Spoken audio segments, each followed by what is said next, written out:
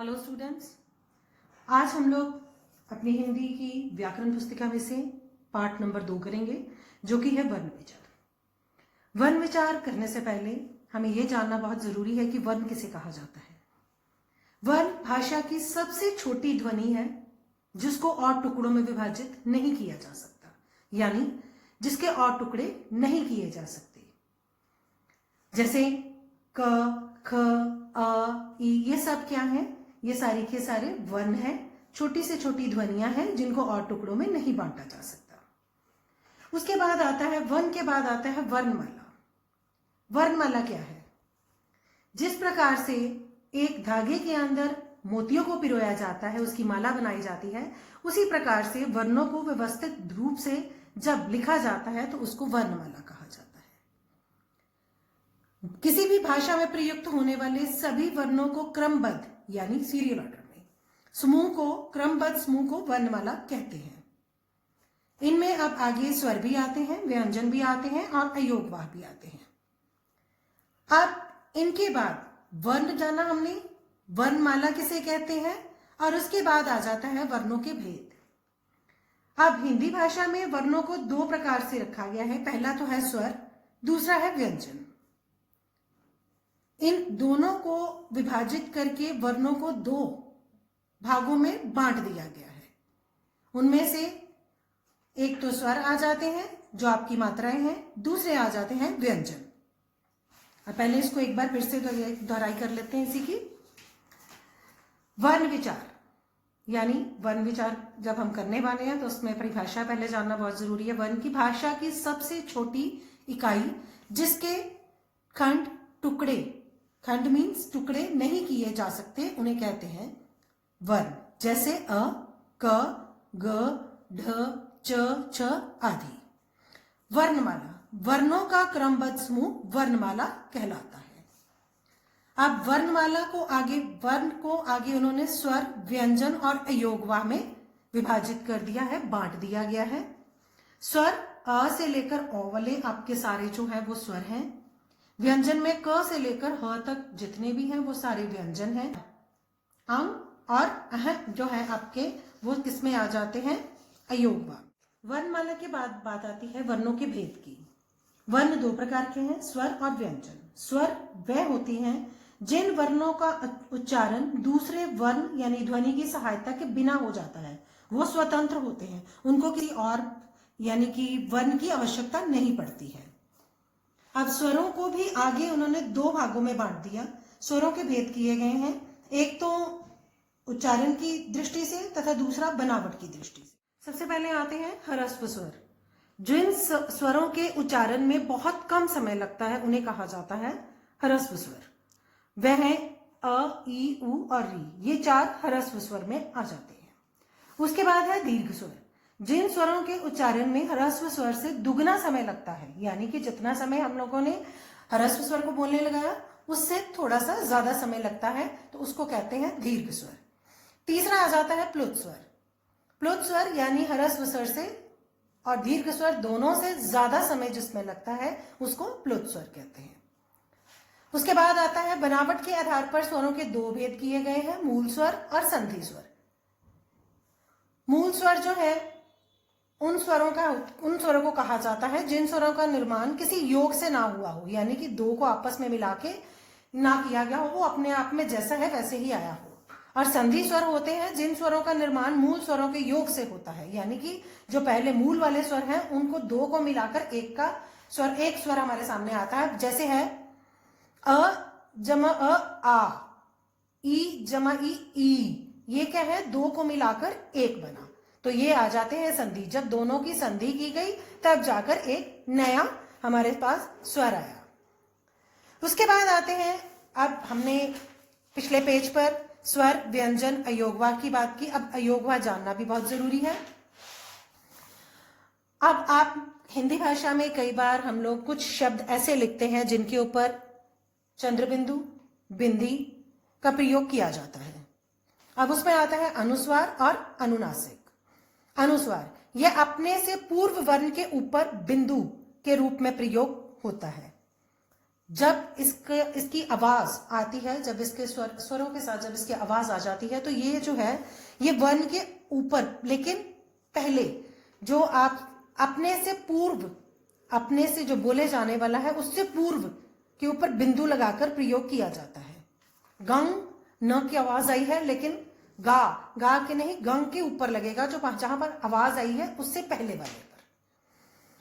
इनको हिंदी में वर्णमाला में 5 वर्गों के अंतिम वर्णों पर, जितने भी हमारे वर्ग हैं आगे वो आपको कराएंगे, कुवर्ग, टवर्ग, चुवर्ग, जितने भी हैं जो हमने आपकी पिछली कक्षा में भी पढ़े हुए हैं, उनके 5 वर्गों में जो बांटा गया, उनका अंतिम जो उनका 5वां वर्ण है उसके ऊपर इनका प्रयोग होता है। 5 वर्गों में जो बांटा गया, उनका अंतिम जो उनका 5वां वर्ण है उसके ऊपर इनका प्रयोग होता है, उसी के स्थान के ऊपर होता है इनका प्रयोग। उसके बाद आ जाता है अनुनासिक। अनुनासिक के उच्चारण में हवा मुख और नासिक मीन्स नाक दोनों से निकलती है और इसका चिन्ह होता है चंद्र बिंदु, और ये चंद्र बिंदु के रूप में शब्द ये जो आपके वर्ण होते हैं उसके ऊपर लगता है। उसके बाद एक और आता है जिसे हम लोग विसर्ग कहते हैं। इसका उच्चारण ह के रूप में किया जाता है और ये स्वरों के बाद प्रयोग होता है, और जिस प्रकार से प्रातः ह का आवाज आती है ये वहां पर प्रयोग किया जाता है। अब एक बार इसके बारे में दोबारा से आपको बता दूं। स्वर, जिन वर्णों के उच्चारण में दूसरे वर्णों की सहायता नहीं लेनी पड़ती है उन्हें स्वर कहा जाता है। स्वरों की संख्या 11 है। जितने भी आपके स्वर हैं हिंदी भाषा में उनकी जो संख्या अगर पूछी जाए तो वो 11 है। अ, आ, ई, उ, री, ए, औ, ये सब जितने भी हैं आपके, ये सारे के सारे स्वर के अंतर्गत आते हैं। अब स्वरों के भेद जब किए गए तो पहला आया उच्चारण की दृष्टि से, उसमें था ह्रस्व स्वर, दीर्घ स्वर और प्लुत स्वर। ह्रस्व स्वर सबसे कम समय जिसको लगता है, अ, ई, उ, री, ये ह्रस्व में आ गए थे।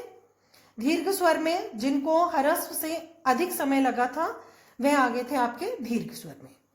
आ, बड़ी ई, उ, ए, ओ, औ, ये सब किस में आ गए? दीर्घ स्वर के अंदर। प्लुत स्वर, अब इन दोनों से अधिक समय लगता है और ह्रस्व से 3 गुना अधिक समय लगता है उसको।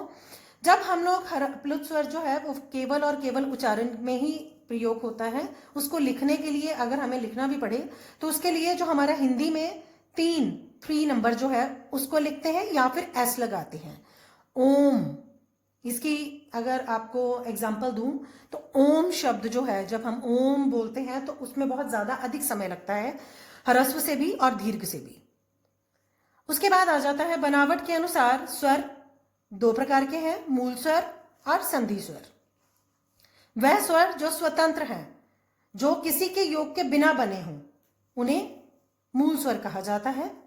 अ, ई, उ, ये 3 जो है ये मूल स्वर है। इनमें पहले री को भी रखा गया था, लेकिन बाद में इस पे जब विचार किया गया हिंदी मत अनुसार री को बीच में से निकाल दिया गया और अब ये सिर्फ केवल 3 ही है, पहले ये 4 माने जाते थे। संधि स्वर जो किसी के योग से बने हों, यानी जो 2 वर्णों के योग से बने हों उन्हें क्या कहा जाता है? संधि। संधि होता है मेल से जो बने हों, 2 वर्णों के मेल से बनना उसको कहा जाता है संधि। अ जमा अ, आ, ई जमा ई, तो ये किसके? संधि के आ गए। उसके बाद हमने पढ़ा अयोगवा। अयोगवा के अंतर आता है वर्णमाला में ऐसे वर्ण जिनकी गणना ना तो स्वरों में, ना ही उनको स्वरों में गिना जाता है, ना ही उन्हें व्यंजनों में गिना जाता है। ये आपका तीनों एग्जाम्पल्स हैं। उसके बाद है अयोगवा, जिसमें अनुस्वार, अनुनासिक और विसर्ग का, जैसा मैंने पहले बताया। अनुस्वार बोलते समय हवा केवल नाक से निकलती है। अंग, आप अंग में आवाज आपके सिर्फ जो आपके हवा का जो है भाव वो आपकी नाक में से ही निकलेगा।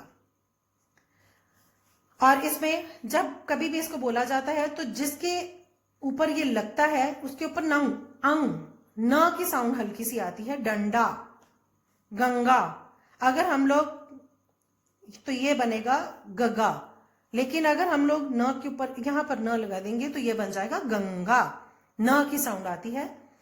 उसके बाद है अनुनासिक, बोलते समय हवा नाक और मुंह दोनों से निकलती है। आप गांव मुंह दोनों से अगर आप बोल के देखोगे तो इसकी, आप जब बोलोगे इसको, एक बार आप लोग ट्राई करके देखना, तो आप जब ऐसे ही इसको बोलोगे मुंह, दांत, नाक, ये सब आपके नाक और मुंह दोनों में से आवाज आएगी। उसके बाद आ जाता है, इसका उच्चारण ह के समान किया जाता है विसर्ग का, और इसकी पहचान है 2 बिंदु इस प्रकार से लगाए जाते हैं।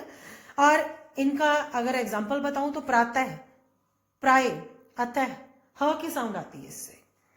एक बात जो मैं बहुत जरूरी बताना चाहूंगी इसमें, कि कई बार ऐसा होता है आप बोलते हो कि मैम सिंपल ऐसे नहीं लगाया जाता है, मात्राओं के बाद भी तो आ जाते हैं।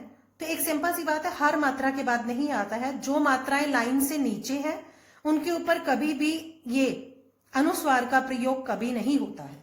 जितनी मात्राएं लाइन से ऊपर हैं, ये छोटी ई, बड़ी ई, ओ, ए, इन सब के ऊपर आएगा, इनके ऊपर लगेगा। इसका एग्जाम्पल आ जाता है जैसे मैं, और इसको बिंदी लगाई तो मैं, क्यों,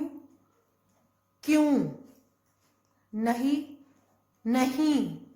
तो ये इसके एग्जाम्पल है। इस बात को जरूर याद रखना कि इसको जितनी भी लाइन के नीचे मात्राएं आती हैं उनके साथ नहीं लगाया जाता है। नीचे मात्रा के साथ नहीं लगाना है, ऊपर वाली मात्राओं के साथ, लाइन के ऊपर जितनी मात्राएं उनके साथ इनको लगाया जाता है।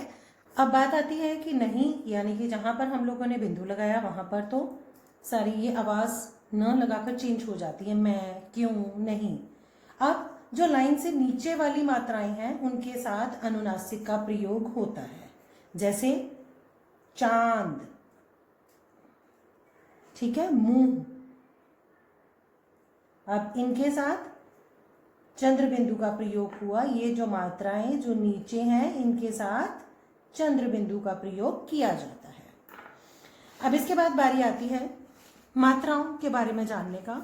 जब कोई स्वर किसी व्यंजन से पहले आता है, यानी कि कोई स्वर यानी जितनी भी आपकी मात्रा वो अगर किसी व्यंजन से पहले आती है तो वो उनके रूप में कोई परिवर्तन नहीं आता है, तो उसका रूप अपरिवर्तनीय रहता है। परंतु व्यंजन के बाद आने पर स्वर का रूप बदल जाता है। यानी अगर किसी व्यंजन के साथ लगाया जाता है तो उसके बोलने का ढंग भी परिवर्तित हो जाता है। जैसे एग्जाम्पल के लिए यहाँ पे दिया गया है आम, आ जैसा है वैसा ही आया है, ईक, ई जैसी है उसका प्रयोग वैसा ही हुआ है। लेकिन अगर हम लोग इसी बड़े आ का प्रयोग अगर रा के साथ करेंगे तो ये र की जगह पर राम बन जाएगा, और इसके बाद लगने से र का रूप परिवर्तित हो गया। प्रत्येक स्वर की मात्रा चिन्ह निम्न प्रकार हैं जो नीचे दिए गए हैं, जो आपने अपनी छोटी कक्षाओं में भी पढ़े हैं। मात्राएं सारी की सारी आ बड़ा आ की मात्रा, ई छोटी ई की मात्रा, बड़ी ई की मात्रा, ऊ, री, ए, ओ, ये सब की सब मात्राएं हैं। और इनको लगाने के बाद भी जो शब्द हैं व्यंजन सहित मात्राएं जो आपको वो नीचे दी गई हैं, इनको आपने अच्छे से पढ़ना है, तभी आपकी समझ में आएगा बेटा ये। उसके बाद बारी आती है, इन्हें भी समझना बहुत जरूरी है। अब जो आगे दिया गया है आपके लिए वो भी समझना बहुत जरूरी है। अ स्वर का कोई मात्रा चिन्ह नहीं होता, यानी कि छोटा अ जिसको बोला जाता है उसकी कोई मात्रा नहीं होती है, लेकिन उसके बिना कोई भी व्यंजन जो है वो पूर्ण नहीं माना जाता है। अगर हम लोग क, जिसको क कहते हैं, उसको क पूरा जब तक उसके नीचे हलंत लगाया जाता है, इसका मतलब है कि वो अक्षर, वो जो व्यंजन है वो क्या है, वो अधूरा है, वो आधा है, पूरा नहीं है। अब अगर र को हमने कभी भी बड़ी ई की मात्रा लगानी है तो वो आराम से जैसी लगनी है वैसी, लेकिन ऊ की मात्रा का प्रयोग र के साथ बदल जाता है। अगर हम लोग र के साथ ऊ की मात्रा का प्रयोग करते हैं तो वो र के ना तो ऊपर आ पाएगा ना ही नीचे आ पाएगा, ना तो इस चीज को हम लगाएंगे, ये भी गलत है। अगर हम लोग ए की मात्रा लगाएं वो अलग बात है कि वो आप लगा देते हो रैन, रहना, ये ठीक है। लेकिन ऊ की मात्रा का प्रयोग जो हम छोटे ऊ बड़े ऊ की करते हैं वो हम लोग हमेशा ऊ के साथ जब कभी लगाते हैं तो उसका रूप परिवर्तित हो जाता है। र के साथ छोटे ऊ की अगर लगानी है तो वो बन जाता है आपका यूं, यानी रुपया में जो लगाया जाता है।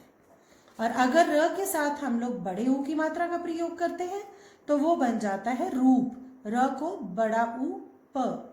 तो ये दोनों का रूप परिवर्तित हो जाता है। र का ऊ के साथ जब प्रयोग होता है तो र जो है वो देखने में ऐसा लगता है। ये जो टेबल आपकी स्क्रीन पर आपको नजर आ रहे हैं वर्ण का है, उसके बाद स्वर का है और इसके बाद अयोगवाह का।